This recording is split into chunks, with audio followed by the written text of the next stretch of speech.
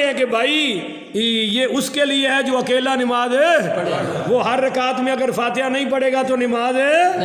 نہیں ہوگی، اور یہ روایت ترمذی شریف میں ہے، اور اللہ اکبر کبیرہ۔ آگے سنیے، مسلم شریف میں ایک حدیث اور آ رہی ہے کہ نبی پاک پڑھیے صلی اللہ علیہ وسلم نے فرمایا اذا قرأ فانصتوا، جب امام قرات کرے تو تم خاموش ہو جاؤ، جب امام قرات کرے تو تم خاموش ہو جاؤ۔ اب واضح ہو گیا کہ فاتحہ ہر شخص پڑھے گا مگر جب وہ اکیلا بولیے بولیے، یہی تو سیکھنا ہے آپ نے کہ جب وہ اور جب امام کے ساتھ پڑھے گا تو اذا قرأ فانصتوا قراءۃ الامام لہ قراءۃ، یہ بھی حدیث ہے کہ امام کی قراءت تمہاری قراءت ہے، بولیے امام کی قراءت ہے، مگر اہل حدیث اب ضد میں ہیں، وہ کہتے ہیں جی نہیں نہیں نہیں نہیں، ہم نے تو ہر رکعت میں پڑھنی ہے، اگلا بھی پڑھے گا پچھلا بھی۔ اسی طرح یہ حدیث ہے کہ جو عبداللہ ابن عباس نے فرمایا، اب یہ جواب سنیے، میں علمی حدیث میرے سامنے ہے، پڑھ کے سنانے لگا ہوں۔ عبداللہ ابن عباس فرماتے ہیں کہ حضور کے حیات میں 3 طلاقیں ایک ہوتی تھی، اور ابو بکر کی پوری خلافت میں 3 طلاقیں، اور حضرت عمر کے ابتدائی 2 سالوں میں بھی 3 طلاقیں۔ یہ کس کے لیے ہے تو سنیے ذرا، نسائی شریف میں امام نسائی نے باب باندھا ہے طلاق السلاسل متفرقتی قبل الدخول بالزوجتی، یہ نسائی شریف صفحہ 83 اور جلد دوم، بولیے جلد فرماتے ہیں طلاق الثلاثۃ المتفرقتی قبل الدخول بالزوجتی، فرمایا کہ 3 طلاقیں علیحدہ علیحدہ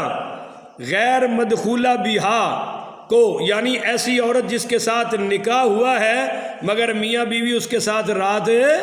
نہیں گزار سکے، میاں بیوی کو تنہائی کا موقع نہیں ملا، انتی طالقن انتی طالقن انتی طالقن، اس نے بغیر رات گزارے اس کو کہا کہ میں تجھے طلاق دیتا ہوں، میں تجھے طلاق دیتا ہوں، تو یہ ایک ہی ہے، بولو یہ کیا ہے؟ کیونکہ ایک سے ہی کام ختم ہو گیا، ابھی تو اس کا میاں بیوی والا کوئی رشتہ شروع نہیں ہوا، صرف نکاح ہی ہوا تھا، اور وہ نکاح ایک سے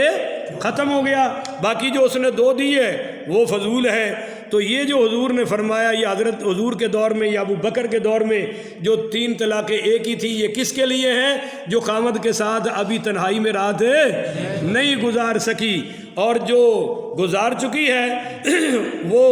تو پھر اس پر 3 طلاقیں 3 ہی ہوں گی، ایک شمار ہے نہیں ہوگی۔ جیسا کہ جس عورت نے اپنے خامد کے ساتھ پہلی رات نہیں گزاری اور اس نے طلاق دی تھی تو اس کے لیے عدت نہیں ہے، بولیے جی اس کے لیے عدت نہیں ہے، پر اہل حدیث اس ضد میں ہیں، وہ ماننے کو تیار ہی نہیں ہے، وہ کہتے ہیں جی بس 3 کا حکم آ گیا ہے، 3 ایک ہیں حضور کے دور میں، تو ہم نے بتا دیا یہ اس کے لیے ہے جس نے پہلی رات نہیں گزاری۔ اب اگلا مسئلہ سمجھے، قرآن میں آ رہا ہے وَأَقِیمُوا الصَّلَاةَ وَآتُوا الزَّکَاةَ، کہ نماز بھی پڑھو اور زکوٰۃ بھی، کیا خیال ہے ہر نمازی زکوٰۃ دے گا یا جس پر فرض ہوگی وہ دے گا؟ سارے بولیے، اور فرض جس پر ہوگی وہ سال گزارے بھی صحیح، وہ مال اس پر سال گزرے بھی صحیح، پھر زکوٰۃ آئے گی نا، پر چونکہ اب لفظ ہے کٹھے اقیموا الصلاۃ آتوا الزکاۃ، اب کوئی بڑا اہل حدیث شور ڈال دے کہ جو نماز پڑھے وہی زکوٰۃ دے، جو نماز پڑھے وہی زکوٰۃ، تو ہم کہیں گے بھی عقل کا کام لو، اگرچہ لفظ کٹھے آئے ہیں پر تعلیمات اور ہیں، نماز کے احکام اور ہیں، زکوٰۃ کے احکام اور ہیں، اگرچہ یہ لفظ آ گیا کہ جس نے کٹھی 3 دی اس کی ایک ہے، تو آگے تفسیر پڑھ لو کہ یہ اس کے لیے ہے جس نے پہلی رات نہیں گزاری، اور جس جو گزار چکی ہے اس پر 3 کی 3 پڑ جائیں گی، بولیے 3 کی 3۔ اب میں آپ کو اس پر 1-2 حدیثیں سنا کر بات ختم کرتا ہوں، اللہ سمجھنے کی توفیق عطا فرمائے، ذرا بڑی توجہ سے سمجھیے گا۔ دلیل نمبر 1 ہے کہ 3 طلاقیں 3 ہیں، بولیے 3 طلاقیں 3 ہیں۔ اس میں سب سے پہلی بات تو یہ سمجھے، اہل حدیث دھوکہ دیتے ہیں، آ کر سوال کریں گے جی ایک مسئلہ بتائیے، ہاں جی پوچھیے، کیونکہ تمہیں پتہ میں تو اتوں ہی آیا،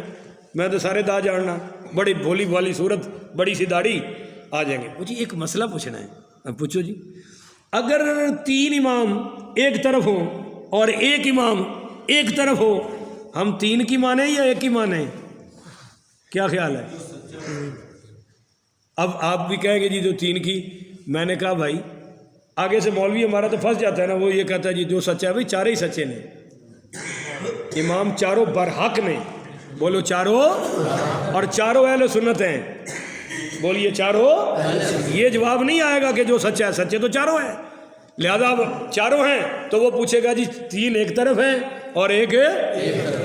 تو میں پھر آگے جواب دیتا ہوں، میں کہتا ہوں جی یہ تو ایک مسئلہ ہے، اب جس طرف چار امام ایک طرف ہوں اس کے بارے میں کیا خیال ہے؟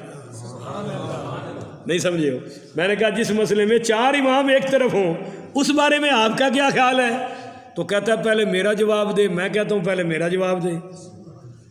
نہیں سمجھی؟ کہتا ہے تو آپ میرا کیوں نہیں دیتے؟ میں کہا تو میرا کیوں نہیں دیتا؟ وہ سمجھ گیا نا کہ تین طلاقیں تین ہیں، اس میں چاروں امام ایک طرف ہیں، بولیے چاروں امام ہیں، چاروں اماموں کا فتویٰ ہے کہ جس نے اکٹھی تین دے دی اس کی تین پڑ گئی، بولیے اس کی تین ہے، ہاں رفع دین کے معاملے میں تین ایک طرف ہیں اور ہمارے امام ہیں۔ تو میں نے کہا جس میں چار ہیں پہلے اس کو تو مان، تو اس کو نہیں مانتا، اب کہنے لگا تو تین کو نہیں اور ایک کو مانتا ہے، میں نے کہا اس لیے کہ ان تینوں میں سے ایک بھی ایسا نہیں ہے جس نے صحابہ کے ساتھ نماز پڑھی ہو، میرا امام وہ ہے جس نے صحابہ کے درمیان نمازیں پڑھی ہیں، اس لیے میں مان تو چاروں کو رہا ہوں، ترجیح اپنے کو دے رہا ہوں، بولیے ترجیح۔ یہاں راجے مرجو کا مسئلہ ہے اور جہاں تم ہو وہاں حلال اور حرام کا مسئلہ ہے، بولیے حلال اور حرام کا مسئلہ ہے۔ اب سنیے، ابو داؤد شریف کی روایت میں آ رہا ہے کہ حضرت عبداللہ ابن عباس پڑھیے رضی اللہ تعالیٰ عنہ، کہتے ہیں کہ ان کے ایک شاگرد نے بیان کیا ہے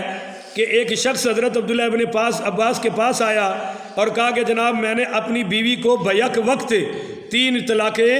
دے دی ہیں، تو آپ نے فرمایا وَعَصَيْتُ رَبَّكَ وَعَصَيْتَ رَبَّكَ، تو نے اپنے رب کی نافرمانی کی ہے، مگر وَبَانَتْ مِنْكَ إِمْرَأَتُكَ، اب تیری بیوی تجھ پر حرام ہو گئی ہے،